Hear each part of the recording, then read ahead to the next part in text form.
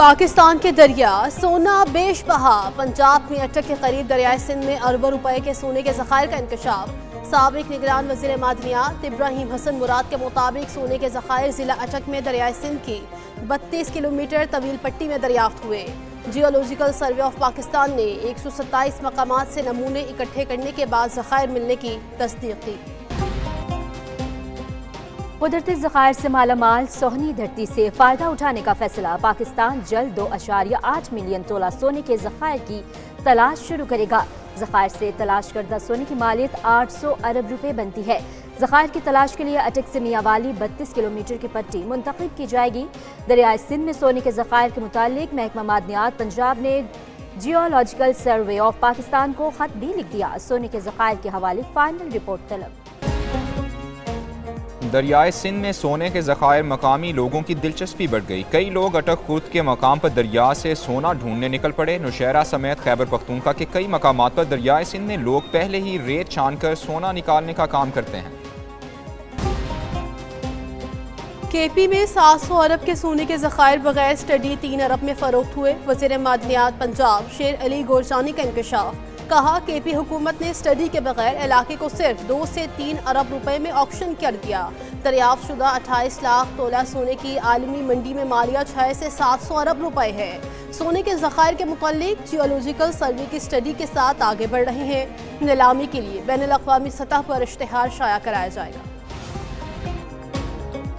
Peshawar high court نے کوہاٹ میں سونا نکالنے میں مرکری کے استعمال پر پابندی لگا دی۔ ڈپٹی کمشنر اور محکمہ معدنیات سے تحریری جواب طلب کر لیا۔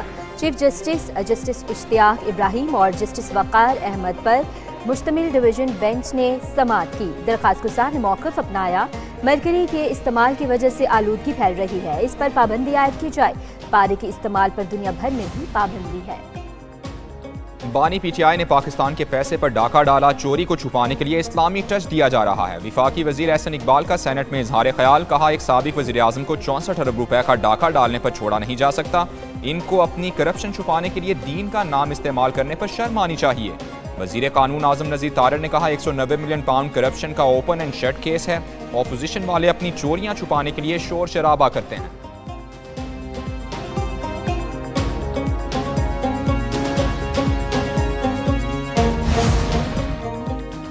توشہ خانہ ہو یا سائفر کیس، کوئی جرم ثابت نہیں کیا جا سکا۔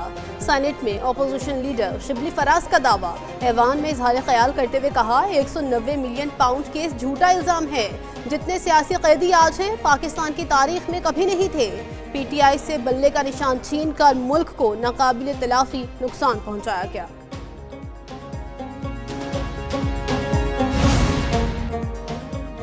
اسپیکر قومی اسمبلی ایاز صادق سے حکومتی اور اپوزیشن رہنماؤں کی ملاقات۔ سیاسی اور پارلیمانی امور پر تبادلہ خیال۔ حکومت اور اپوزیشن کے درمیان مذاکرات اور قومی اسمبلی میں قانون سازی پر بھی بات چیت۔ ڈپٹی اسپیکر غلام مصطفیٰ، شاہ خورشید احمد شاہ، ملک عامر ڈوگر، شیر علی ارباب، سید نوید قمر، بلال اظہر کیانی، ڈاکٹر درشن اور ملک ابرار احمد موجود تھے۔ ہماری طرف سے کوئی ڈیل کی آفر نہیں ہے، نہ ہم کر سکتے ہیں۔ یہ عدالتی معاملہ ہے، عدالتوں میں ان کے خلاف کیس پینڈنگ ہے۔ ہم کون ہوتے ہیں عدالتوں کی جگہ جو ہے کوئی خدا نخواستہ مداخلت کرنے والے۔ بانی پی ٹی آئی کو حکومت نے کبھی ڈیل کی پیشکش نہیں کی۔ وزیر دفاع خواجہ آصف کی پارلیمنٹ ہاؤس کے باہر گفتگو۔ کہا حکومت ان کے ساتھ کوئی ڈیل نہیں کر سکتی، فیصلے عدالتوں نے کرنے ہیں۔ تحریک انصاف کے ساتھ پس پردہ کوئی بات چیت نہیں چل رہی۔ وزیر اعلیٰ خیبر پختونخوا کے سرکاری حیثیت میں کچھ روابط ہیں، لیکن انہیں بڑھا چڑھا کر پیش کیا جاتا ہے۔ اگر تحریک انصاف چاہتی ہے مذاکرات میں سے کچھ نکلے تو اپنے سائیڈ شو بند کریں۔ جو کل قومی اسمبلی میں کیا گیا وہ مذاکرات کی نیت پر سوالیہ نشان ہے۔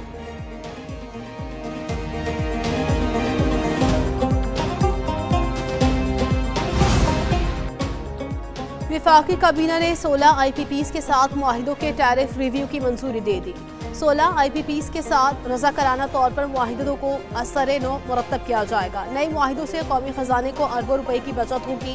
وزیر اعظم شہباز شریف کی زیر صدارت کابینہ کا اجلاس۔ نارکوٹکس ڈویژن کو وزارت داخلہ میں ضم کرنے کی منظوری۔ ایویشن ڈویژن کو وزارت دفاع میں ضم کرنے کی بھی منظوری دی گئی۔ قومی کمیشن برائے اقلیت ایکٹ کی منظوری مؤخر۔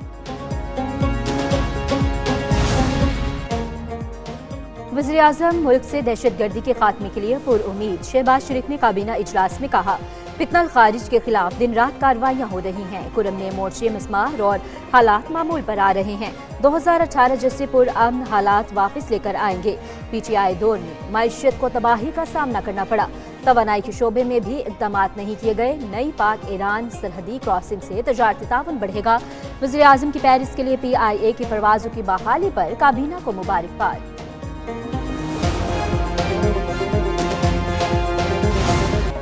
9 मई को गैर मुसल्लह लोग कैसे कोर कमांडर हाउस में पहुंच गए? ये तो सिक्योरिटी की नाकामी है। क्या 9 मई के वाक़यात में किसी फौजी अफसर के मुलव्विस होने पर ट्रायल हुआ? जस्टिस हसन अजहर रिजवी के सिविलियंस के रिमार्क्स। वकील वज़ारत दिफा ख्वाजा हारिस ने कहा, 9 मई में किसी फौजी अफसर का ट्रायल नहीं हुआ। जस्टिस मुसरत हिलाली ने पूछा, कैंटोनमेंट में अगर किसी सिपाही का सिविलियन से इख्तलाफ हो जाए तो केस कहाँ जाएगा? जस्टिस रिजवी ने कहा, कोई मास्टरमाइंड भी होगा, साजिश किसने की?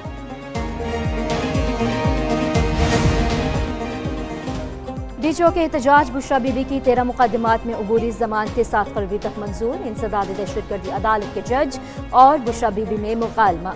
जज ताहिर अब्बास सिपरा ने कहा, थोड़ा वक्त लग गया लेकिन कानूनी ज़ाब्ते पूरे किए। बुशरा बीबी ने कहा, अदालतों से इत्तमाद उठ गया। जज ने कहा, ऐसा नहीं है, हर जगह से इत्तमाद नहीं उठा। अदालती निज़ाम खत्म हो गया तो मुआशरा खत्म हो जाएगा। बुशरा बीबी ने कहा, बानी PTI और इनके साथ जो हुआ इसके बाद कानून से यकीन खत्म हो गया। ट्रायल के दौरान जजों को बीमार और कांपते दिखा।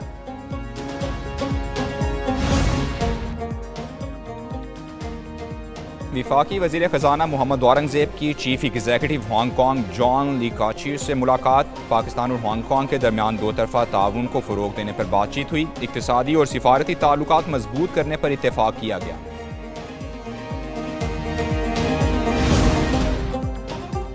पंजाब काबीना का इजलास। हिंदू सिख मैरिज एक्ट की मंजूरी दे दी गई। वज़ीर इत्तलाआत पंजाब अज़मा बुखारी की मीडिया से बातचीत। कहा, पंजाब में रिक्शा समेत तमाम गाड़ियों की रजिस्ट्रेशन 6 माह में कराना होगी। कॉटन की पैदावार के लिए टास्क दिया गया। कॉटन और गन्ने की पैदावार को मॉनिटर किया जाएगा। सूबाई काबीना ने पंजाब फाइनेंस कारोबार की मंजूरी भी दे दी। आसान कारोबार कार्ड पर 3 करोड़ रुपए का बगैर सूद कर्जा मिलेगा। मुफ्त अराजी भी मिलेगी।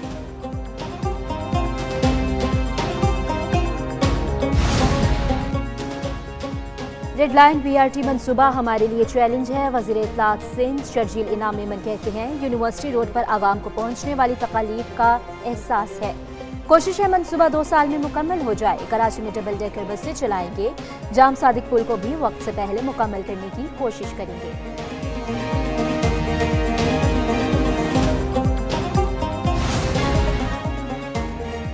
कम उम्र तरीन माइक्रोसॉफ्ट सर्टिफाइड प्रोफेशनल अरफा करीम के इंतकाल को 13 बरस बीत गए।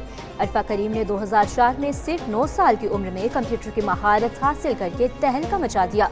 अरफा करीम की महारत और सलाहियत को आलमी सतह पर पज़ीराई मिली। 2012 में सिर्फ 16 साल की उम्र में खालिक हकीकी सजा मिली।